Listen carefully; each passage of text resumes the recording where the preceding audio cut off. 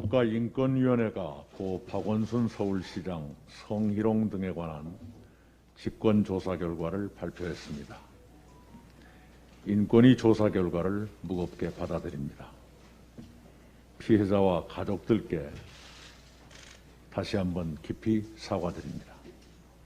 국민 여러분께도 송구스럽다는 말씀을 다시 한번 드립니다.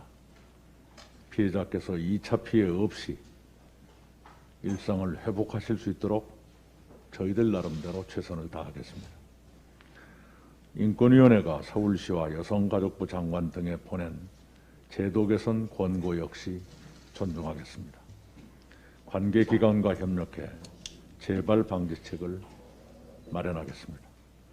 성별 격차를 조장하는 낡은 제도와 관행을 과감히 뜯어 고치겠습니다. 우리 사회의 여성 억압 구조를 해체하겠습니다.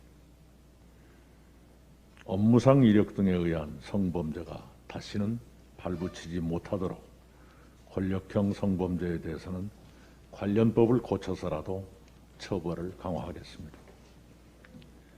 제도가 공허해지지 않으려면 사회적 공감대와 구성원들의 의지가 뒷받침돼야 합니다.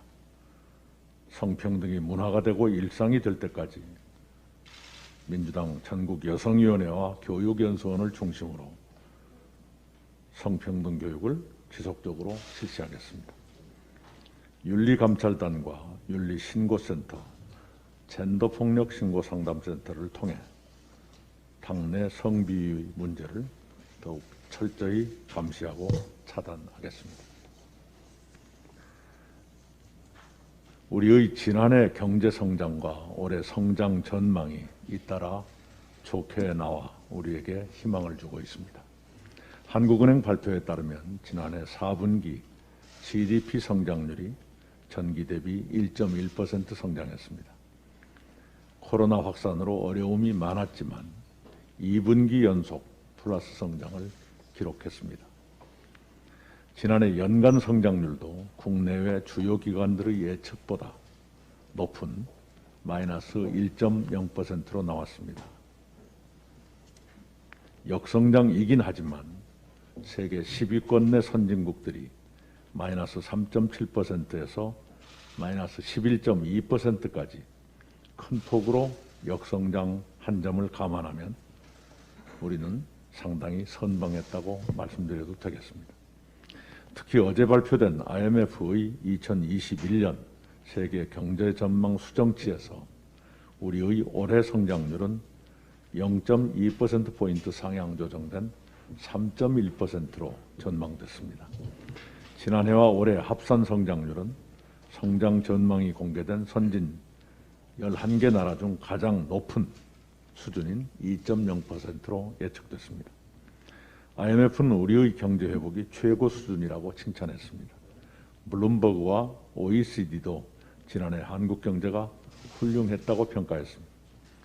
우리의 지난해 경제 성장률이 OECD 회원 37개국 가운데 1위, 우리의 1인당 국민소득이 G7 회원국인 이탈리아를 능가할 것으로 추정되는 등 우리의 경제 성장은 상대적으로 양호합니다.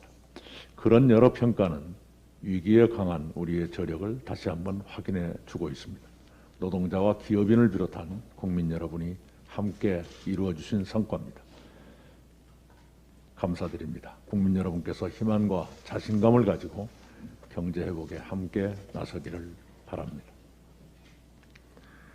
올해 우리의 경제 성장 목표는 3.2%입니다.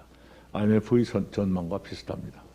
올해 우리는 코로나 이전으로 경제 성장을 회복할 것입니다. 그러나 국가 경제의 회복보다 더 중요한 것은 국민 경제의 회복입니다. 우리는 경제 성장을 회복하면서 민생을 안정시키고 불평등을 완화해야 합니다. 그런 목적을 위해 우리는 가용 정책 수단을 과감하게 투입하도록 정부와 협의해 갈 것입니다. 특히 방역 과정에서 큰 희생을 감내하신 소상공인 자영업자 등에 대한 손실보상의 제도화를 이루겠습니다. 대통령께서는 재정이 감당할 수 있는 일정 범위에서 손실보상을 제도화할 수 있는 방안을 검토해달라고 정부 여당에 지시하셨습니다. 정부와 협의하면서 최적의 손실보상 방안을 마련하겠습니다. 영업제한 손실보상과 함께 협력이 공유제와 사회연대기금 등 상생연대 3법을 실현하겠습니다.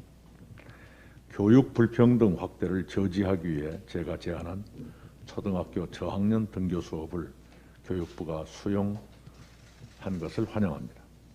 교육 불평등은 현재의 불평등을 미래에 대물림하며 확대시키는 악성 불평등입니다. 그것을 차단하기 위해 교육부가 더 많은 지혜를 짜내고 실행해 주기 바랍니다. 저희 당도 최대한 협력할 것입니다. 이상입니다.